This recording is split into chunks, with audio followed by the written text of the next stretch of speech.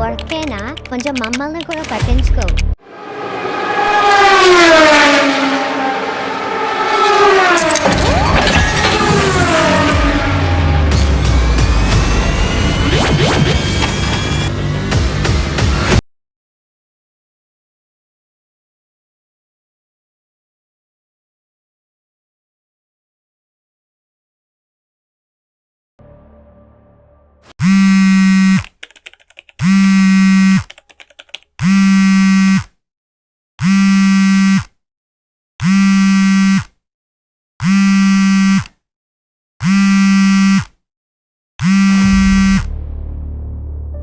Hello Pawan, sir, project ఎక్కడి వరకు వచ్చింది? Almost complete sir.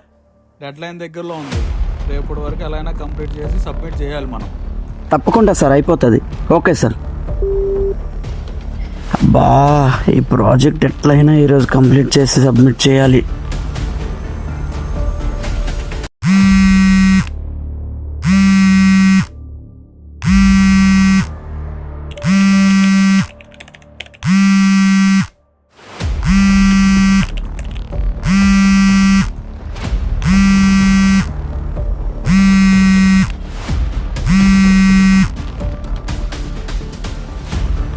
ఏందమ్మా ఇన్నిసార్లు ఫోన్ చేస్తున్నావు? నేను ఆఫీసులో ఉన్నా, తర్వాత చేస్తాలే.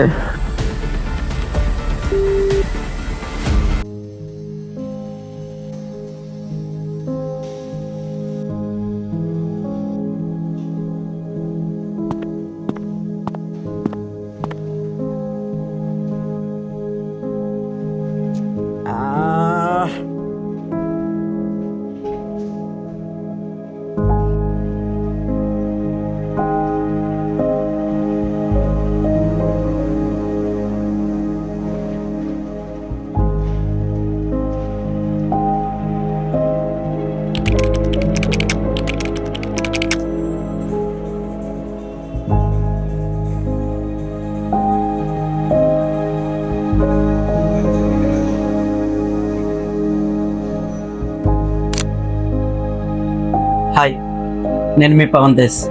ఈ వీడియో ద్వారా మీకు నేను చెప్పదలుచుకుంది ఏంటంటే, ఈ జనరేషన్లో చాలామంది వర్క్ లైఫ్ని, ఫ్యామిలీ లైఫ్ని బ్యాలెన్స్ చేసుకోలేకపోతున్నారు.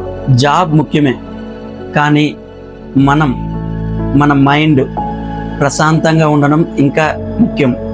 వర్క్ లైఫ్ని, ఫ్యామిలీ లైఫ్ని రెండింటినీ ఈక్వల్గా చూసుకోవాలంటే కొన్ని సింపుల్ ట్రిక్స్ పాటిస్తే చాలు.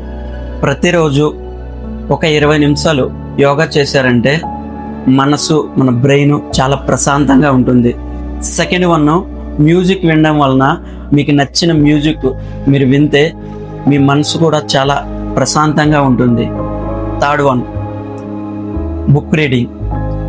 1 good book equal to 100 good friends. ఒక మంచి పుస్తకాన్ని చదవడం వల్ల మన ఆలోచనని, మన థాట్స్ని ఒక రైట్ వేలో తీసుకుని వెళ్తుంది. ఫోర్త్ వన్ ఈజ్ ఫ్యామిలీతో టైం స్పెండ్ చేయాలి. ఈ రోజుల్లో చాలామంది ఫ్యామిలీతో టైం స్పెండ్ చేయకపోవడం వల్లే ఈ బాండింగ్ అనేది తగ్గిపోతుంది. మీరు అలాంటి మిస్టేక్ చేయకండి. మీరు ఫ్యామిలీతో కలిసి మాట్లాడితే వాళ్ళు ఇచ్చే ప్రేమలు, అభిప్రాయాలు కొంచెం మనకి బూస్టింగ్ ఇచ్చేలా ఉంటుంది. Fifth one is digital break. అది ఎట్లా అంటే, మీకు మీరు టైం కేటాయించుకోవడం.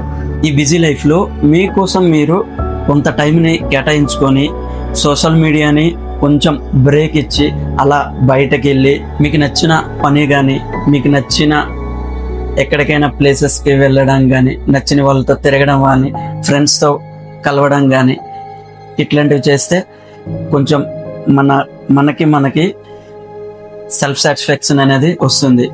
వర్క్ అనేది లైఫ్లో ఒక పార్ట్ మాత్రమే. నీ లైఫ్ అనేది చాలా ఇంపార్టెంట్. సో లైఫ్ అన్నాక ప్రాబ్లమ్ చాలా వస్తుంటాయి.